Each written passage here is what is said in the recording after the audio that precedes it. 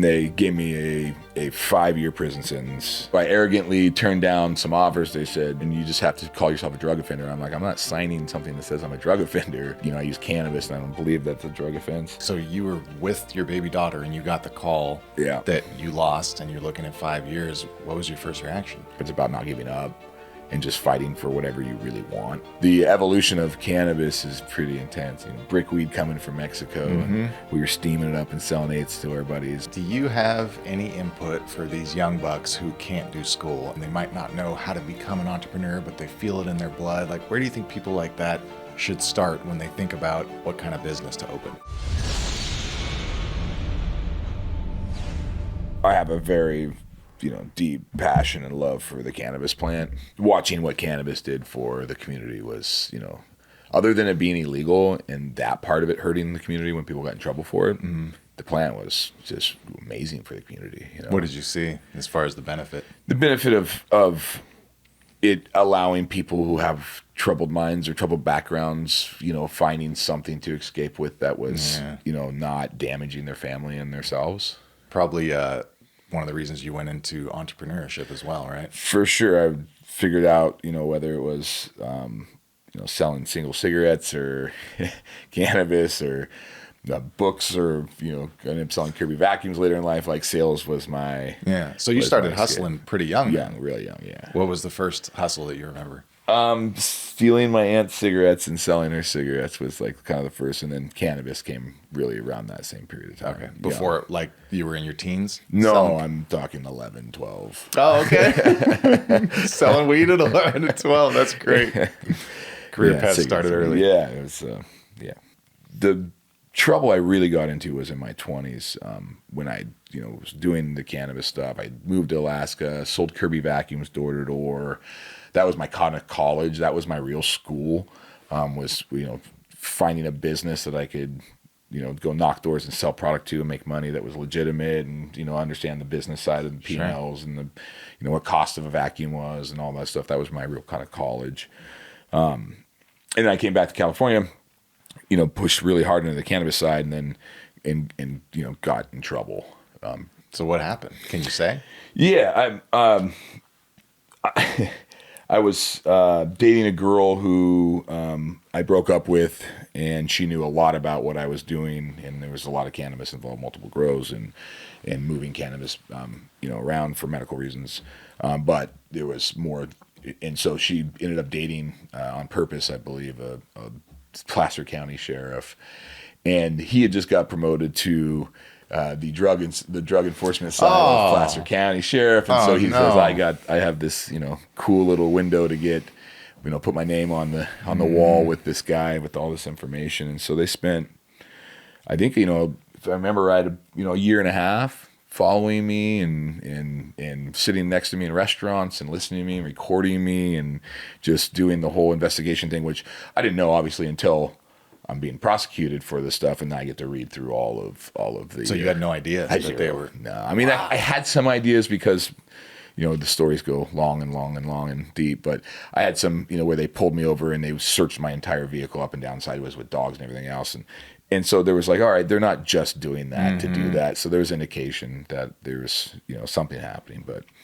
and then, so they pulled me over, had. Just crazy amount of police, multiple locations, came across very little, to be completely transparent. Now it's, they just came at the best time for me that they could have. It could have been a lot worse for me from the amount of cannabis that we had, and the amount of plants that we had was very small at the moment that they were probably so pissed. Yeah.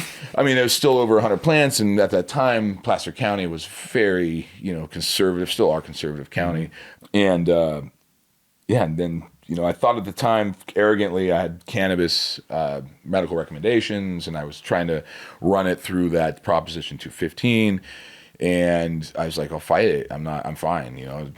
I have the right to grow this. I'm doing it for medical reasons. And the DA just didn't see eye to eye with me on that one. Oh, no. And Placer County, again, was, and I have much love for Placer County. I live here. This is my home. Yep. I'm a huge fan of Placer County. And at the time, this was just the war of the world between cannabis and legal. yeah, so I arrogantly turned down some offers. They said, you know, we'll give you wobbler felony that can go to a misdemeanor, and you just have to sign up and call yourself a drug offender. I'm like, I'm not signing something that says I'm a drug offender.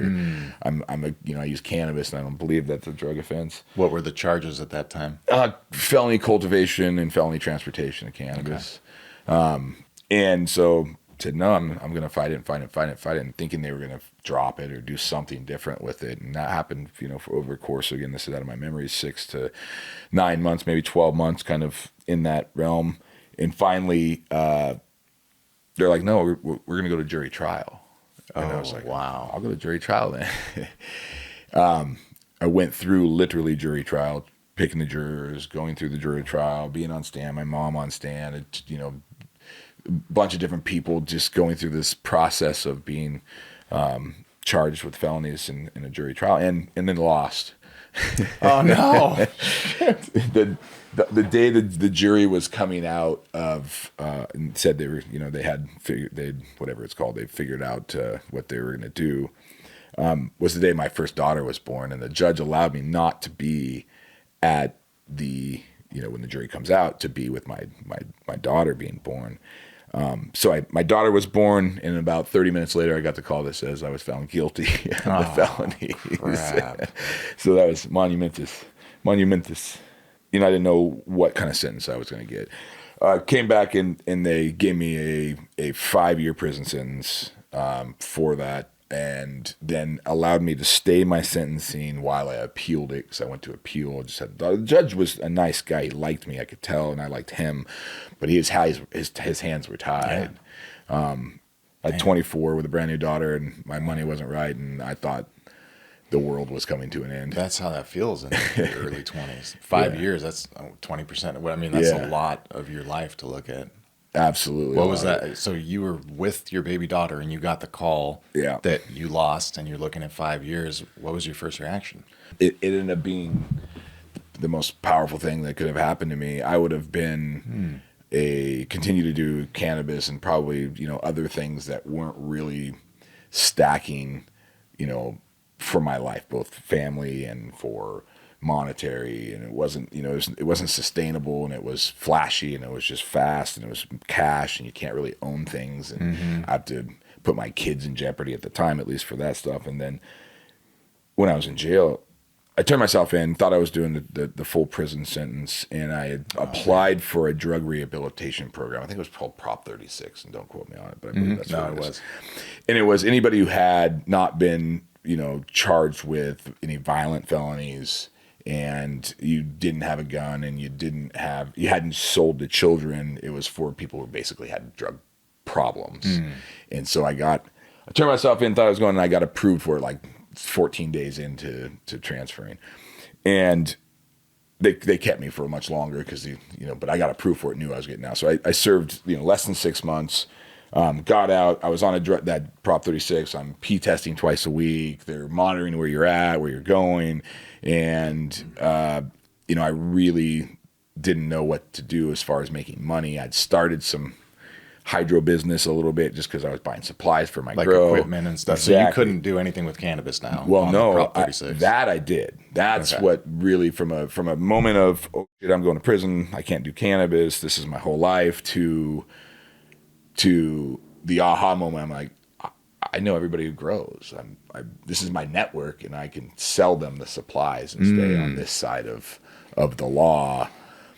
And that ended up being the best thing in my life that ever could have happened. I mean, I sold my multiple businesses now in that side of the business. So picks and shovels side of the business, Firma Crop Organics, which I founded with some friends, you know, was merged with CEO of General Hydroponics, which is Larry Brooks' company, and sold that to Scott's, and then started a hydro store business with my brother called the Grow Biz. Oh, that's you. That was us. Okay. Yeah, my brother and I founded that. Yeah. So we had a chain of retail stores across the West Coast, a commercial division that sold to the larger growers, and sold that in 2020 to GrowGen. And now I'm legally touching weed again, but this time without the issue of looking at any kind of criminal issues. You know? Yeah. Does any of it still impact your life today? You have a felony, right? Is that something we can? Yeah, of course. Yeah, 2 felonies. So come out of jail, figure out that I can do picks and shovels businesses. Luckily, I'm an entrepreneur because I don't know how to work for anybody else and all those things. But I couldn't get SBA loans. I couldn't get normal loans because of my felonies. Like banking was different for me, even though I had a legitimate business. I mean, we grew it to deep millions. Yeah, right. And the growth. and we couldn't get SBA loans. We were limited because I had felonies, and I couldn't imagine, had I not been an entrepreneur, had I been a 18, 19-year-old kid with nobody around them to support them to come out of that situation. You can't get a job. Especially at that time. I think it's loosened up somewhat because just perspective on some of the things you get felonies for. But like, you couldn't work for AT&T Wireless. You couldn't work for you couldn't work for any corporation. No benefits. You're really restricted as a felon. But now for me, so I just dealt with all that stuff. But I was in cannabis, so it was normalized to me to not be able to have normal banking services and these things. But I could see how It'd be devastating. totally wipe out some really, really amazing people. Just they don't have the means or whatever. They don't have the same opportunities that I've created for myself or had for myself. And you just get stuck. I see these guys and gals, Right. So, I mean, 2 felonies after that, it had to be entrepreneurship. Did you see any other path that other people could follow that maybe don't have the entrepreneurial gene or the EQ? No is not a question, right? No matter what you're trying to do. If you're trying to get a job and you have a felony, keep knocking the door, figure it out, go. It's not necessarily about entrepreneurship. It's about not giving up and just fighting for whatever you really want. And if it's business success, fight for that. If it's, a great corporate job, fight for that, and just don't allow it to be the excuse. And it's a hurdle for sure, but don't allow it to be the excuse. How important do you think like integrity is in getting those goals? When you have a high level of integrity, you tell the truth. And when you're not telling the truth, you're hiding, and that just takes energy and time, and it slows things down. You know what I mean? Where you're like, if you have a high level of integrity, you're just like honest about everything. Yeah. Whether it's perfect for somebody or not. You don't have to keep track of it. Right? You don't have to do anything, and everything just moves faster in personal life and business, and it just moves faster in a positive way. Well, do you have any input for these young bucks who can't do school and who don't want to do a standard career, and they might not know how to become an entrepreneur, but they feel it in their blood? Like, where do you think people like that should start when they think about what kind of business to open? Start. That's my number one thing. Just start. Whatever it is, start. If you don't have a formal education, you maybe not have a great network of mentors yet. And find mentors, talk to people, listen to people, everybody, by the way. But just start something. Just figure it out. Just go. You mean listen to everybody? Yes. That's super important, and that takes humility. Yeah, everybody. Yeah. I'm a student every day, every minute. From anybody and everybody. Just go. I was not even knowing what I was thinking about when I listen to entrepreneurs, and we talk about entrepreneurship all the time. I'm part of the EO Entrepreneurs Organization. Just did a forum retreat in Mexico with some brilliant dudes and people, and had a wonderful experience with that. And so as I continue to grow myself, I'm surrounding myself with people who I get to listen to and learn from. And so continually doing that since I started something when I was young to now. Stay humble. Just start and surround yourself with winners. Yeah, absolutely. So you watch this whole thing go from, hey, I'm walking around with a felony in my pocket, to it's legal and now we can sell it. What was that process like for you? I love the idea that I can be an adult, professional, excited entrepreneur that I think has a lot of upside in the business, and it's weed.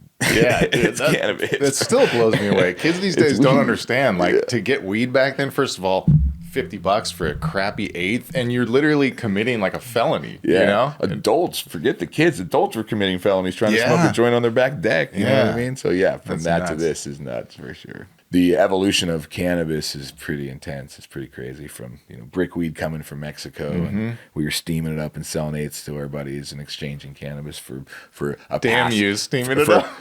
A pass to park or to get on the snowboard or whatever. It was a green pass at the time. We're selling packaged, branded retail products into dispensaries across the United States. The evolution's been pretty crazy. That's awesome, man. Cool. Hey, Appreciate you Yeah, coming on, dude. Appreciate you having me. Do you have a story, mission, purpose, or company trying to help people and you need a platform to get your message out? Hit me up on Instagram, Vibe with Humanity. Thanks for watching, guys.